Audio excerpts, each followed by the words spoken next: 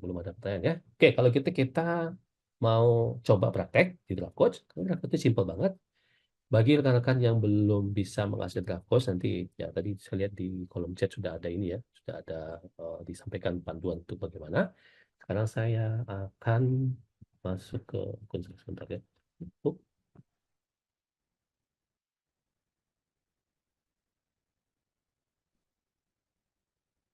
Oke, katakanlah sekarang saya sedang membuat artikel saya di Google Docs saya. Ini Google Docs institusi saya. Kalau Google Docs pribadi gimana ya? Jelas enggak. Karena yang didaftarkan oleh UNS adalah yang dengan domain uns.co.id di belakang ya. Jadi pastikan seperti itu. Jadi misalnya saya lagi katakanlah saya buat satu dokumen ya, dokumen. Lalu saya ngetik lah dokumen apapun lah di sini ya. Ketik, lalu saya bisa cek nanti. Sebelum kita bisa cek, kakak-kakak di sini, bapak ibu di sini harus pastikan bahwa sudah diinstal draft codes-nya. Nah, kalau seandainya diskusi kita, oh sudah ada, dan tinggal bapak ibu, kakak semuanya, pastikan masuk ke extension di sini, lalu cari yang add-ons. Nah, kita cari get add-ons dulu. Ya, jadi kita add-ons dulu. Lalu kita ketik saja di sini draft coach. Oke. Nah, kalau di saya sudah terinstall ya. Jadi kalau yang nanti Bapak Ibu atau kakak di sini lihat nanti belum terinstall, lalu tinggal diinstal saja. Begitu sudah diinstal, dikeluarkan dulu. Nanti kita keluar di sini, nanti kita masuk lagi. Otomatis nanti begitu kita klik di extension, kalau sudah terinstall dia akan muncul seperti Turnitin Draft Coach. Ya. Lalu ketika kita lihat Turnitin Draft Coach, katakanlah, wah kita sudah buat nih, saya sudah buat nih satu draft ya. Draft nih katakanlah saya di sini saya sudah buat draft ya saya sendiri ya latihannya sudah buat draft 2 halaman lengkap dengan latar pustaka. Lalu saya mau ngecek, saya tinggal klik extension di sini, lalu saya masuk di sini, lalu saya klik Turnitin Draft Coach. Tapi di sini juga ada help. Kalau kita klik help di sini, nah kita bisa lihat ya ini untuk help untuk si ininya ya, add-on-nya ya. Kalau untuk help untuk Turnitin Draft Coach-nya, ya biasa kita masuk ke halaman Turnitin di help.turnitin.com. Nah, yang kita punya di sekarang di UNS ada 2, Feedback Studio. Nah, ini yang umum kita pakai sekarang Draft Coach. Makanya kita lihat situ Instant Formative Feedback Web Student Pride. Jadi ketika kita nulis ada instant feedback. Ya, ada mahasiswa yang mungkin sungkan untuk menghubungi dosennya. Pak dosen ini gimana? Saya harus gimana segala macam. Atau mungkin dosennya sibuk. Waduh, saya banyak ini ya, ada pekerjaan ataupun hal-hal lain ya, seperti itu sehingga nggak mungkin ya. Sehingga dengan Draft Coach ini mahasiswa bisa mendapatkannya ya sebelum nanti mereka upload di studio. Kita klik draft coach ya buat administrator. Kalau buat instruktur ini panduan buat instruktur bagaimana nanti mengajarkan kepada mahasiswa di kelas entah itu secara offline, secara daring ataupun luring. Kalau buat student ya tinggal cara menggunakan. Bagaimana cara menggunakan ya. Lalu bagaimana cara memahami draft coach. Lengkap di sini. Dari mulai similarity check ya, lengkap sini bagaimana memahami skor ini lalu skor ini mau diapain ya, ini tinggi atau rendah segala macam ada di sini. Citation check juga ada. Dan citation check yang kita bisa cek itu adalah yang dengan stylenya 2 saja, MLA dan APA. Yang lain yang belum kedetek ya. Jadi kalau selama kita menggunakan stylenya MLA dan APA, dia akan kedetek ya. Kemudian yang terakhir, kalimat cap. Ada panduannya di sini. Nggak usah khawatir, di dalam GraphQuest tadi juga ada panduannya. Oke, sekarang kita coba gunakan. Saya mau masuk sini GraphQuest, lalu saya klik GraphQuest di sini, karena sudah diinstal ya. Lalu kita tunggu di bawah itu di bagian tengah ada notifikasi working dan sebelah kanan tiba-tiba muncul panel yang akan bergeser ya. Situ akan kita lihat Turnitin Draft Coach. Nah, di situ ada 4 tab ya. Pertama tab details, kemudian tab similarity, tab citation dan tab grammar. Kita bahas dulu yang details. Di sini kita bisa lihat ya, cek Yosemite. Jadi ini kita bisa ngecek 3 kali. Ya, ini kalau kita sekarang kita udah ngecek ya 2 dari 3. Jadi kita tinggal 2 lagi sisa kalau kita ngecek sekarang. Kalau kita mau lanjut, kita tinggal go Yosemite. Nah, kalau kita mau lanjut ke citation, go citation, dan seterusnya, dan seterusnya. Ada permasalahan, misalnya di course-nya ada trouble, nah tinggal klik get help di sini. Ya, mudah aja ya, tinggal kita klik get help. Nah, nanti langsung masuk nih. Nah, ini tadi yang saya bilang. Jadi kalau kita nggak kunjungi help.linkedin.com nggak masalah, karena teman-teman bisa nanti langsung dapat dari dalamnya. Oke, nah, itu gitu ya. Nah, di bagian bawah, kita lihat you are login as Muhammad David Lung with delung@tunitin.com. Artinya kampus saya namanya Tunitin ya, jadi makanya didaftar di sini. Baik, kita lanjut dulu yang Similarity dulu. Kita klik Go Similarity atau kita klik yang bagian atasnya sama aja. Kita klik Go Similarity. Di situ akan ada notifikasi, jangan diapa-apain dulu. Dia akan sedang melakukan pemeriksaan. Sini, makanya langsung mahasiswa bisa lihat, wah, 53%. Apakah 53% ini memang sesuatu yang memang diminta oleh dosen kita, atau memang ada sesuatu yang memang bagian yang perlu kita perbaiki. Kalau di Twenty Studio, yang kita nggak lihat adalah ini, what should I do with my score? Apa yang harus saya lakukan dengan skor saya?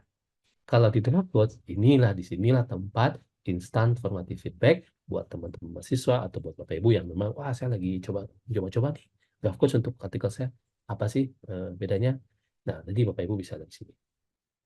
Oke, di sini ada ketika kita melihat 53%, mahasiswa pemeriksa akan berpikir, ini tinggi apa rendah? Ini harus saya bagaimana ini? Nah, di sini ada instant formative feedback. Jadi feedbacknya ada instan, ya instan yang harusnya idealnya diberikan oleh dosen, dan itu dirangkum oleh peneliti, lalu dibuat ditempelkan dalam draft. Jadi ini feedback yang memang dari dosen sebenarnya. Nah, ketika kita klik Watch Kita itu, di situ ada 3 poin di situ. Kita merasa skor kita terlalu tinggi nggak? Oke. Atau skor saya terlalu rendah. Nah, hati-hati ya. Karena kalau skornya terlalu rendah, barangkali kita kurang mengutip ya, kurang kita meminjam atau menggunakan atau kurang bacaan ya. Atau kalau ada yang mencoba-coba mengakali algoritma Turnitin, lalu begitu dia lihat, wah saya pengen skor rendah, pasti wah ini rendah, waduh ini curiga nggak nih dosen saya. Karena pemeriksa, entah itu perpustakaan atau dosen, ketika dia melihat karya mahasiswa itu rendah banget simitinnya, itu mencurigakan. Kenapa? Dosen pun sulit buat dapat skor begitu pada kita. Jadi kalau kami melihat ada skor yang, ini nggak mungkin mahasiswa, kami harus hati-hati di situ. Kami akan cek jangan-jangan ada pelanggaran-pelanggaran yang sudah disiapkan terlebih dahulu. Nah, katakanlah ini terlalu tinggi, 53%. Kami di sini ambang batasnya misalnya 30% misalnya ya. Karena sebenarnya kalau idealnya sih nggak ada ambang batas, tapi di Indonesia karena kita ada ambang batas, ya udah kita ikut aja itu.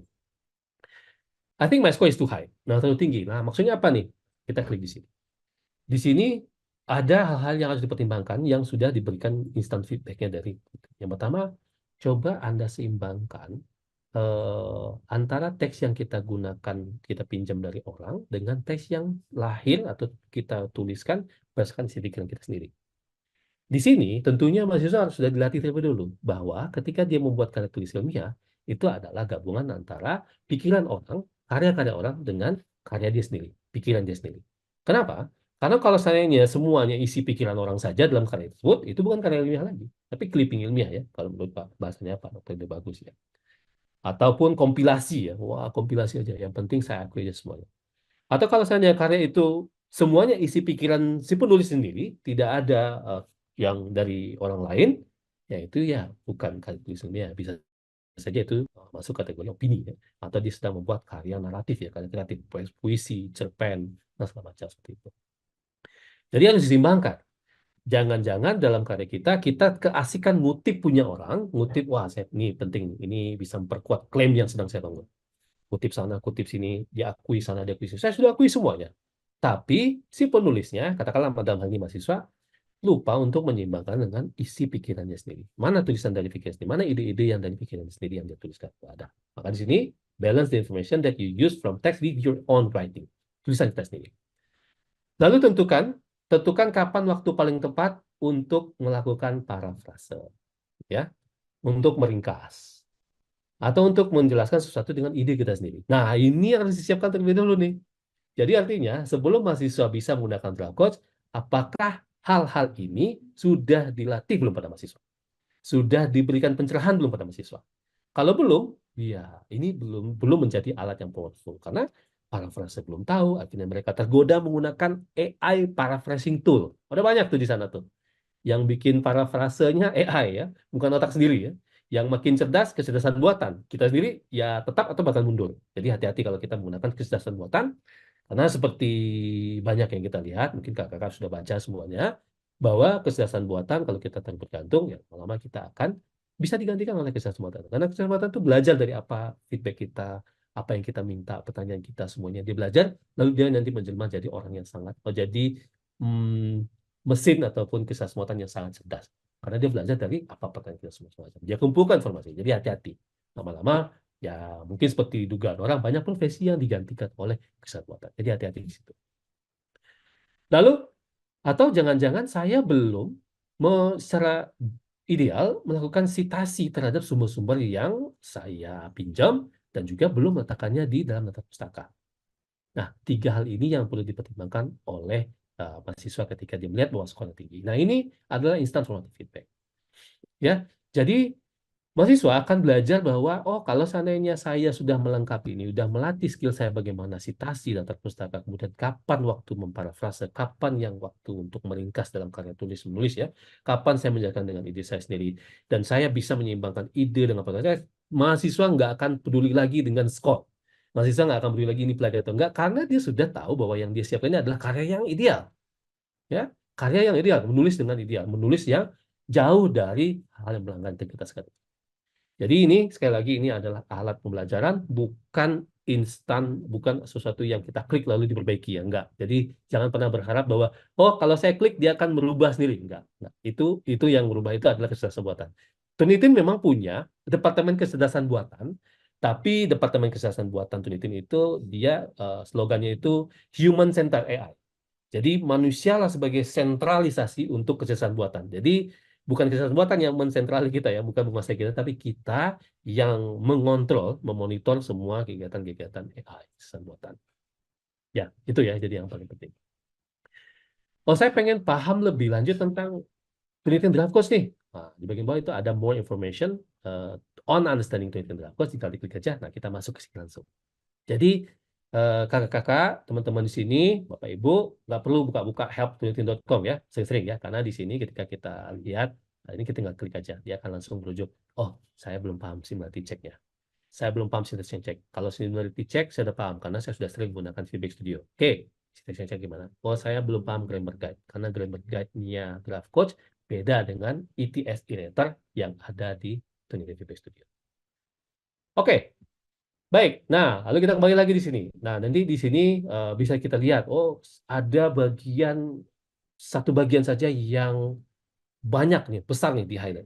Pas kita klik, oh ini bagian bab 2. Nah di bagian bab 2 kita harus menyadari bahwa memang simetrinya jauh lebih tinggi kalau seandainya dibandingin bab-bab lain ya, karena di situ ada teori-teori, pasal-pasal, rumus-rumus segala macam masuk ke situ semuanya.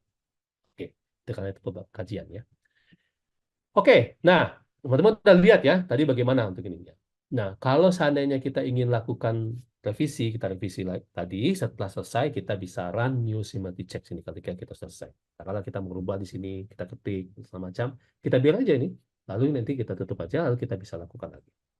Jadi sambil kita membuat karya, kita bisa ngecek di sini. Itu kuncinya. Samping-sampingan. Jadi nggak perlu lagi, wah, saya udah selesai, saya download dulu, baru saya buka login ke Tunitin Feedback Studio, lalu saya cek. Nggak perlu. Jadi di sini. Cukup di sini. Lalu, kalau saya ingin mereplikasi apa yang dilihat di Tunitin Feedback Studio, bisa nggak dari sini? Bisa. Bapak, Ibu, teman-teman bisa dengan klik di bawah ini ya, di bawah Run News Matrix Check nih, ada View Full Report. Diklik saja, nanti akan muncul tampilan Similarity Report yang umum kita lihat di Tunitin Feedback Studio. Ya, tampilannya nanti di sini, nanti kita bisa, oh, kalau nanti karya ini yang saya kirimkan, saya submit di Tunitin Feedback Studio, inilah kira-kira yang akan tampil atau dilihat oleh dosen saya. Ya, masih seperti itu ya. Dan kalau mahasiswa misalnya tahu, oh kalau di kampus kami itu biasanya yang di-exclude adalah daftar pustaka. Lalu exclude citasi, misalnya kutipan langsung, seperti itu. Nah, di sini mahasiswa bisa mereplicate, bisa melihat kira-kira apa yang terjadi pada ini. Cuma, lihat tuh di sebelah kiri pojok atas, sebelah kiri kita lihat setting changes will not be saved. Nggak akan tersimpan. Artinya tidak akan mempengaruhi nanti settingan yang dilakukan oleh dosen nanti di feedback.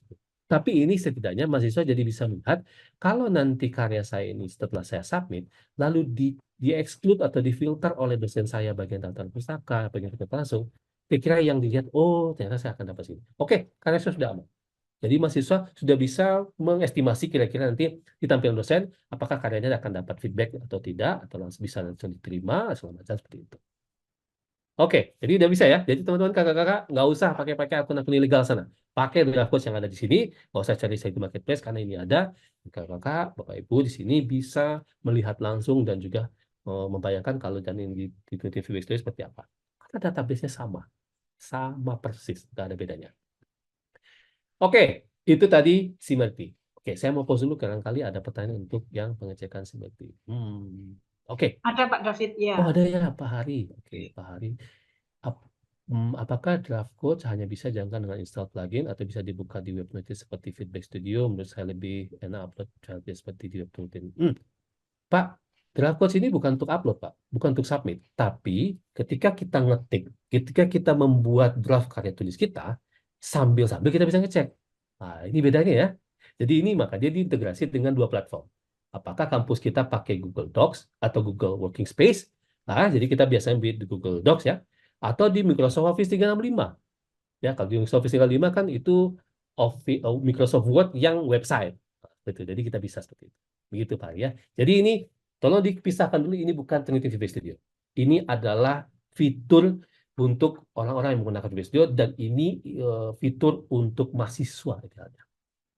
Oke, saya lihat cuma itu aja pertanyaan. Oh, saya buka Docs di Google, mengapa draft code tidak ada di media sesi yang ada, hanya add-on dan AppScript. Ya, add-onnya tadi mungkin Bapak tadi mungkin ketinggalan tadi pas saya menjelaskan bagaimana menambahkan add-onnya di extension, nanti dicari draft code ya. Nanti Bapak nonton rekamannya supaya bisa nanti lihat. Itu Pak Sudwiwahyono. Oke, baik. Oke, Pak Muhammad Nur Azmi, saya coba menggunakan akun student tidak bisa baik di Google Docs mau Microsoft. Hanya bisa salah satu ya. Ini mahasiswa ya, Pak Nur Azmi. Hanya bisa salah satu, artinya melalui Google Docs. Pilih, namun setelah itu muncul authentication error. Nah, kalau error berarti nanti tinggal disampaikan ke administrator supaya nanti bisa di testing lagi ya, bisa testing lagi. Ini harus, apakah harus join kelas? Nggak ada. Ini beda ya. Ini bukan sesuatu yang harus join ke kelas dulu, nggak ada. Sepanjang nanti sudah diinstal dengan ideal di kampus kita UNS melalui domainnya uns.edu.id, Bapak Ibu di sini yang menggunakan siapa saja ya, sepanjang didaftarkan itu bisa. Tinggal klik account sini. Tapi kalau ada error authentication, berarti nanti ada masalah ya. Tinggal dipastikan dengan administrator ya. Tadi kalau nggak salah Bu Tari udah nyoba ya Bu, udah bisa ya Bu? Ya. Oke, baik kalau ada masalah nanti Nah, tinggal lapor ke administrator. Oke, Nah, oke sekarang kita lanjut dari Simetic kita pindah ke Citation. Kita lihat Citation. Saya klik Citation di sini.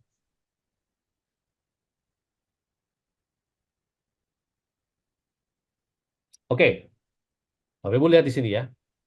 Di sini didetek oleh draft codes di citation fiturnya itu ada 4 citasi. Dan kemudian ada 4 daftar pustaka, 6 daftar pustaka. Nah, ini kan nggak balance. Harusnya yang disitasi, jumlahnya disitasi itu ya tergambar nanti di daftar pustaka. Saya mengutip dari 4 penulis. Ya, berarti daftar pustakanya ada 4 dong. Ya, seperti itu saya mengutip dari 4 sumber ya, seperti itu ya. Berarti di daftar pustaka ada 4. Nah, di sini mahasiswa bisa lihat, oh, aduh, kayaknya ada yang lupa saya citasi nih, misalnya seperti itu ya. Lalu kalau katakanlah kampus UNS meminta untuk bikin dengan format MLA, oh ini saya pakai APA. Nah, saya sebagai mahasiswa langsung menyadari, oh saya harus revisi ini. Karena saya harusnya nggak pakai APA. Baca.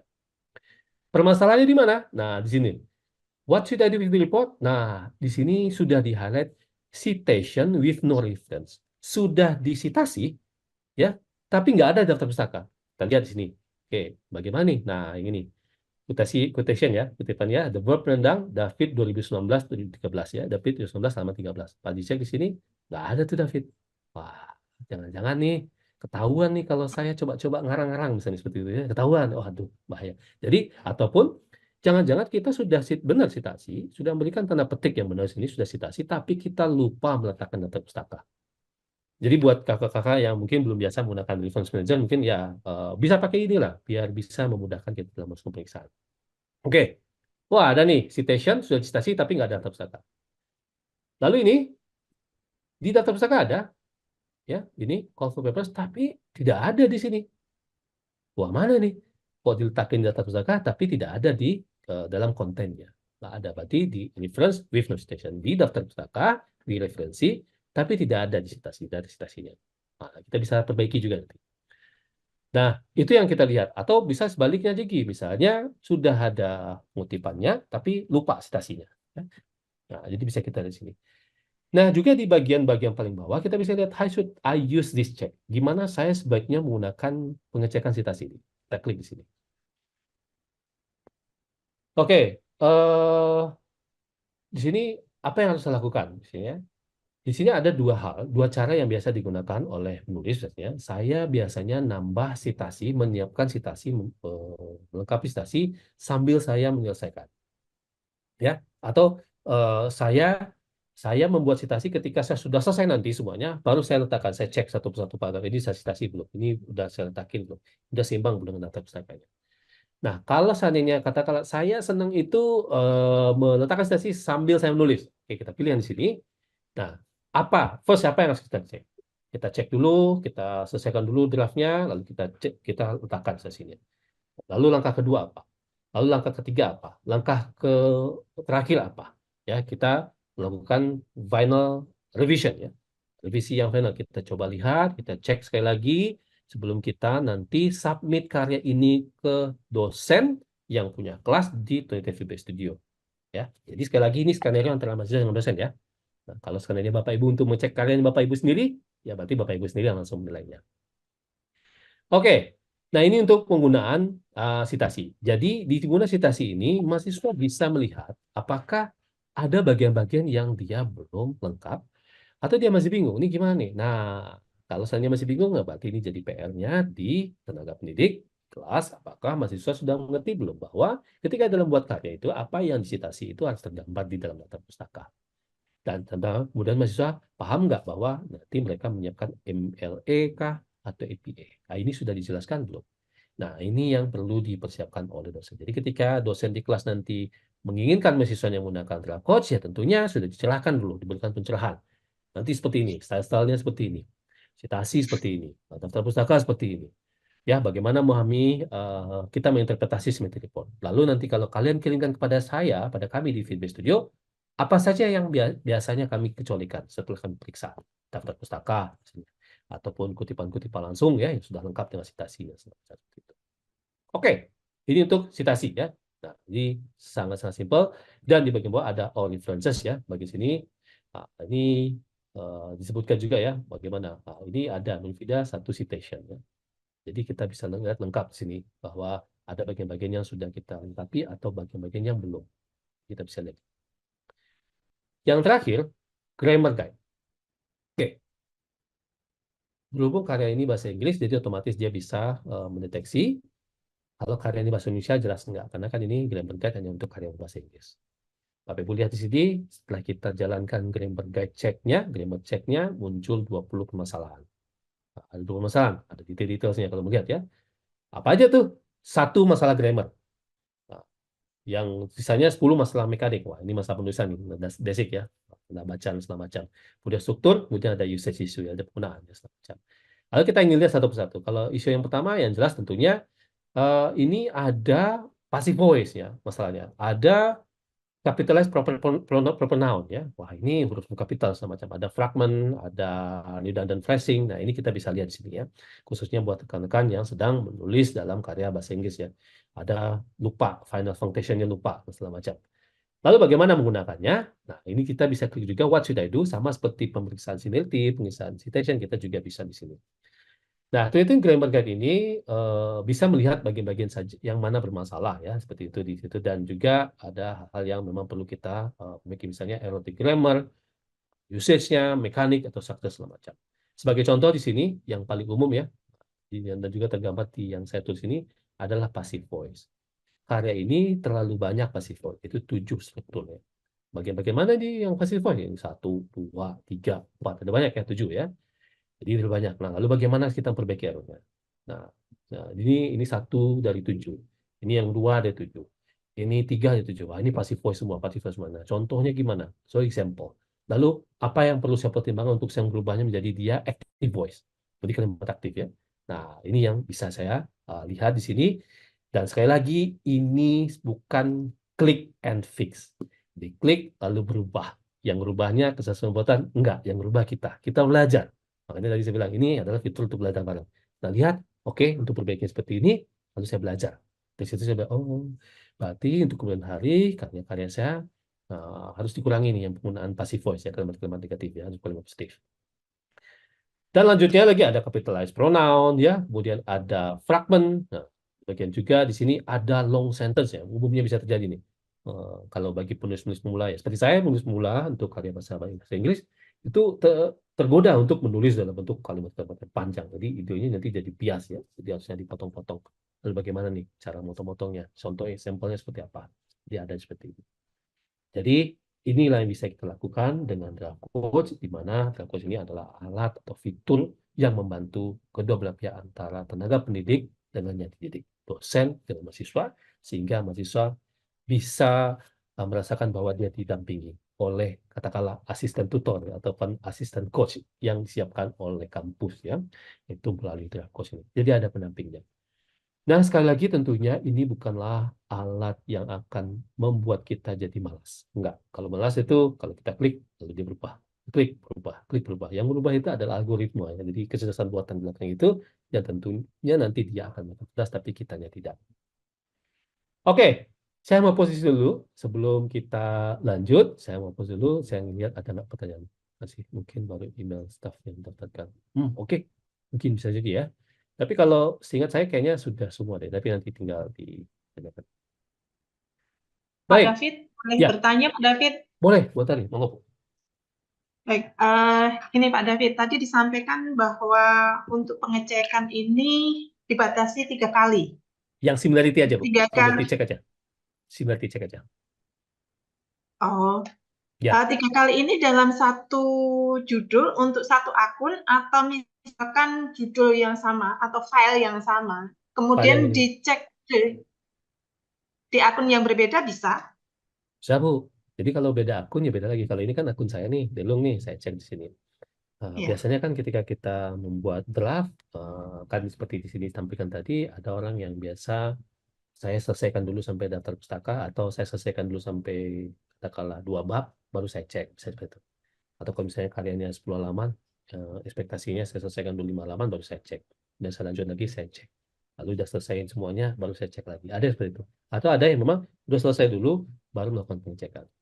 Nah, kalau saya nanti, wah, saya pengen ngecek lagi, ya udah, tinggal dipindahkan saja di file selanjutnya, lalu bisa dicek lagi, Bu. Jadi katakanlah ini udah lewat 3 nih, misalnya sini, lalu saya ambil lagi file ini, misalnya saya kontrol, saya copy, saya bikin lagi, saya buka new docs, Bu. Nah, new document, ya, ini tips saja ya. Lalu kita pindahkan ke sini. Up, up. Hmm. Ya, kita pindahkan sini nanti artikelnya, lalu kita bisa melakukan pengecekan lagi 3 kali lagi, ya seperti itu. Jadi sebenarnya ini nggak ada batasan ya, cuman untuk satu karya yang kita siapkan di dalam Google Docs ini ya dia misalnya 3 kali khusus untuk simetri saja. Tapi kalau untuk citation, untuk grammar check itu bisa sepuasnya lah, bebas ya. Lagian siapa sih yang mau ngecek banyak-banyak ya, kali-kali untuk grammar dan ataupun citasi. Karena kita ngecek 1 kali pun ya kita lihat oh apa aja yang perlu kita perbaiki. Kalau untuk Smarty dia menerapkan konsep yang sama dengan di Creative Feedback Studio. Di Creative Feedback Studio kan cuma 3 kali tuh sehari untuk kita bisa menghasilkan Smarty Report. Nah di sini juga sama. Begitu Bu Tari.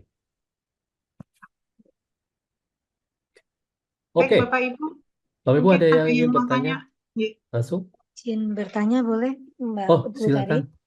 ya, David, monggo. yes, Pak David perkenalkan saya Ibu Teguh Indah Saraswati dari FMIPA. Ya Bu. Nah, ini ada pertanyaan menikah Pak. Jadi tadi Pak dari pemaparan mungkin nanti saya lewat mohon koreksinya. Nah, Oke saya Bu. pikir ini platform yang sangat bagus. Nah, kebetulan kami di Prodi Kimia itu juga mengelola jurnal ya Pak. Oh Jadi oke. concern kami ketika ada artikel masuk, kemudian pengelolaan, editorial dan sebagainya, kami sering memakai Turnitin.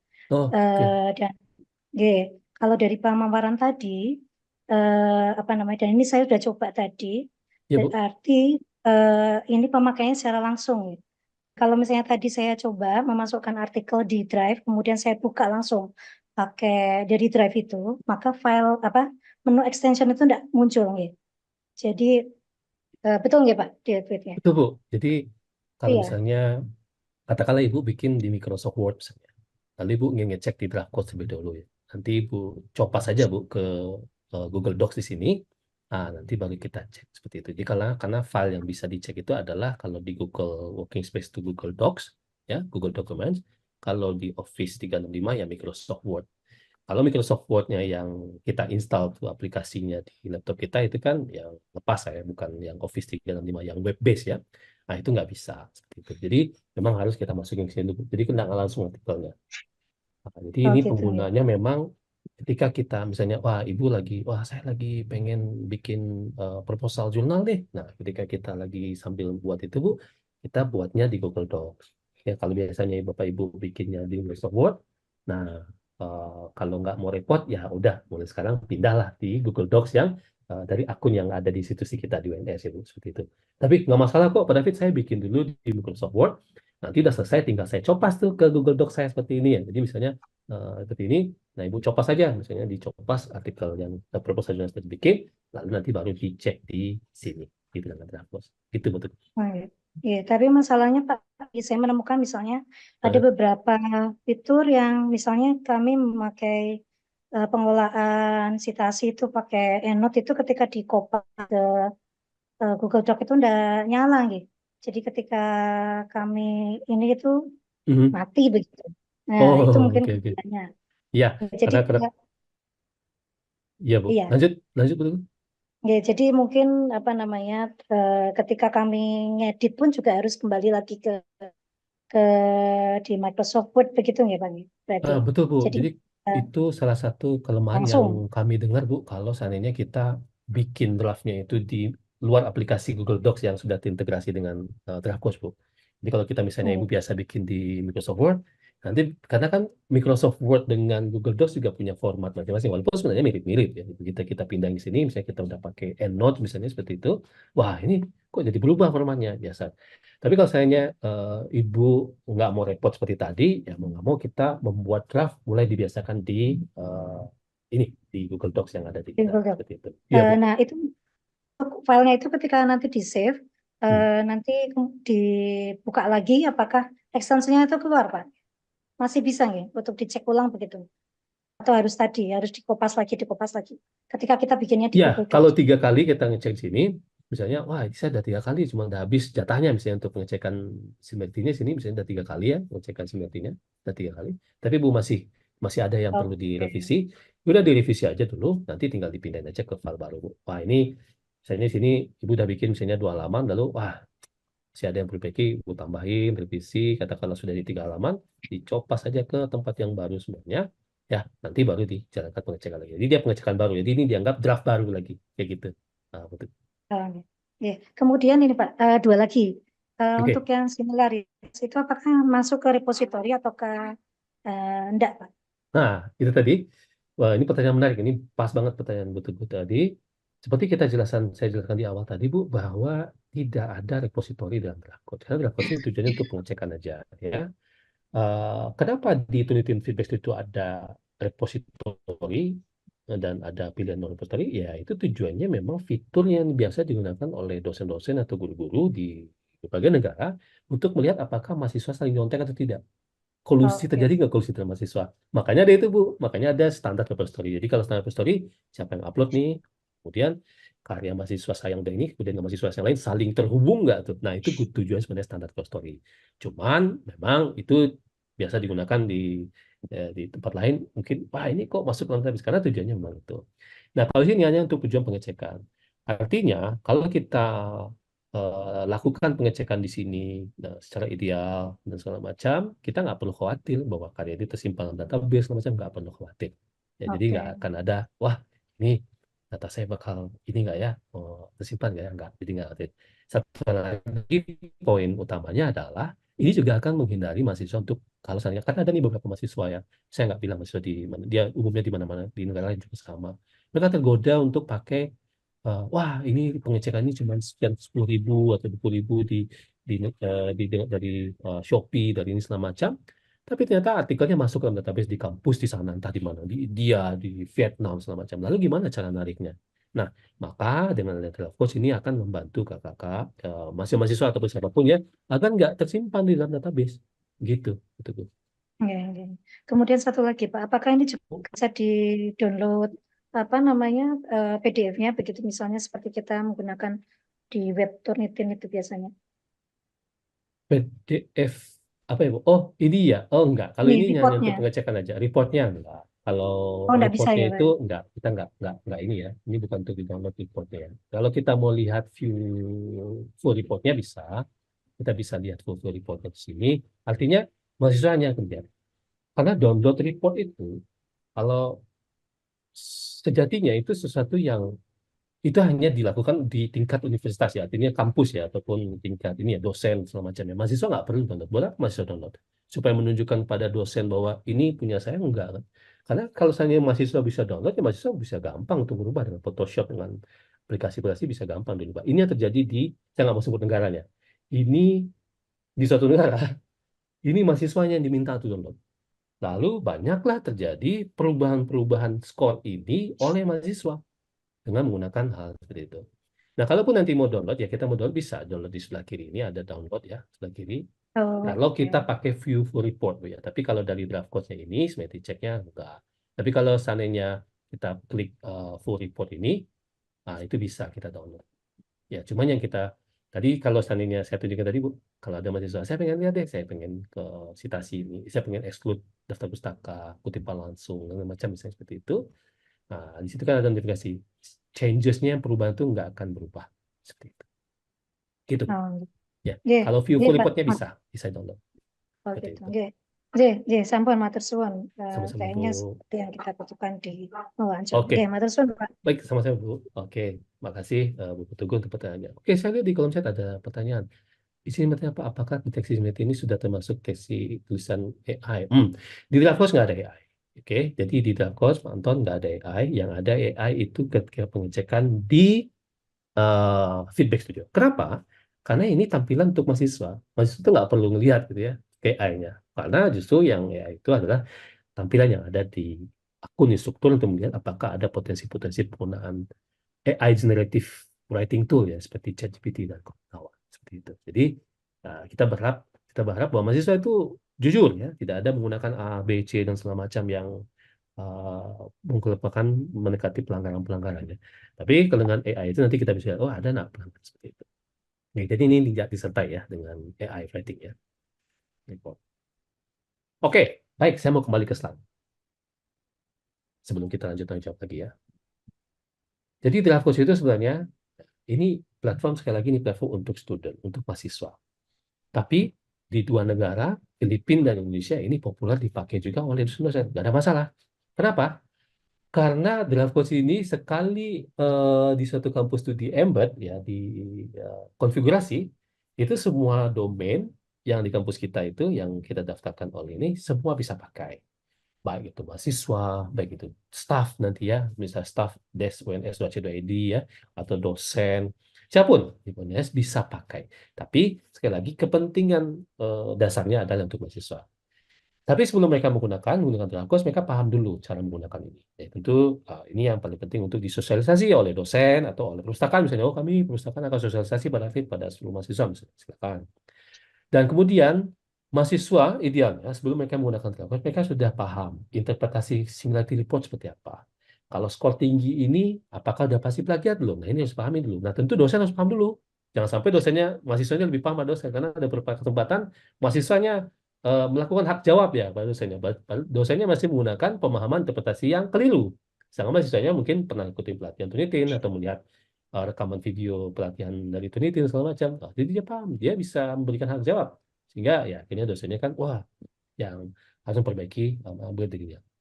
Lalu tentu juga, sebelum student ini menggunakan Draft Coach ya, ketika dia membuat tulisannya, paham dulu kaedah mesinnya itu yang bebas dari pelanggaran atau integritas akademik itu seperti apa.